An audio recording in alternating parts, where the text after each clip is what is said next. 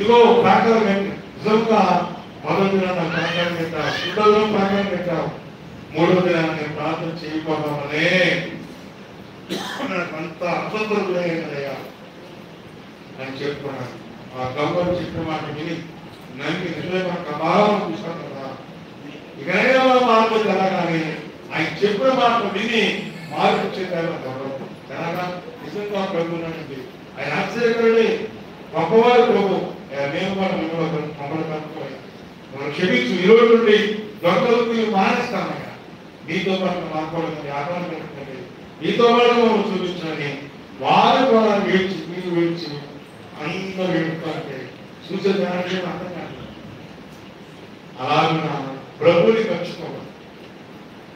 దేవుని సన్నిధి కావచ్చు, దేవుని సన్నిధి కావచ్చు, ఉద్యోగం కావచ్చు, ఆయన మాత్రం నేర్చుకున్నప్పుడు కానీ ఆయన కావాలనుకున్న దాన్ని కలుగుతాం కానీ ఎప్పుడు మర్చిపోకుండా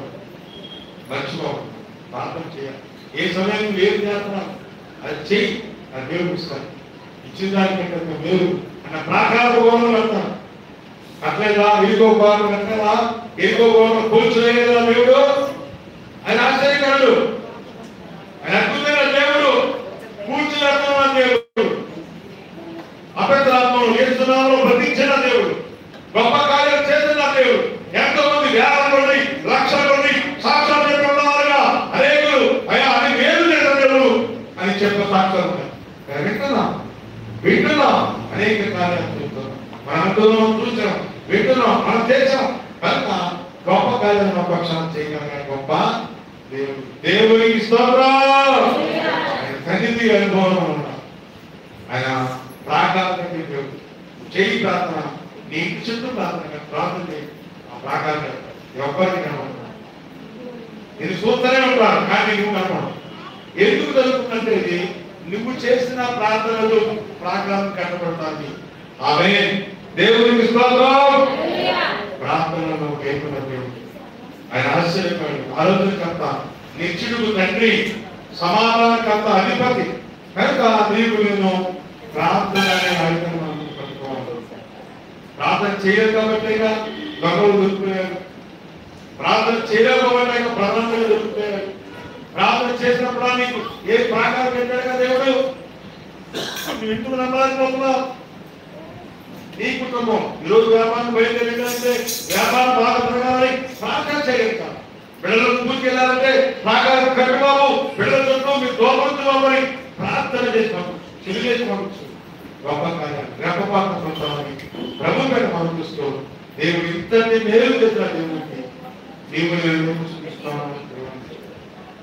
మేలు ఆయన చేసిన అద్భుత ఆశ్చర్యంగా ఆయన వీరంగా నేరుగా మార్చగల గొప్ప మహనీయుడు. ఆయన అనేకమైన వార్తల ద్వారా కూర్చోవాలనుకున్నాడు, అనేకమైనటువంటి దేవుని రాజకీయాలు కూర్చోవాలనుకున్నాడు. అయితే మనం ఏంటంటే ప్రార్థన చేయడం మారు. ఆయన సన్నిధికి రాకుండా నలభై 50 సంవత్సరాలకి దినాలు కావాలండి.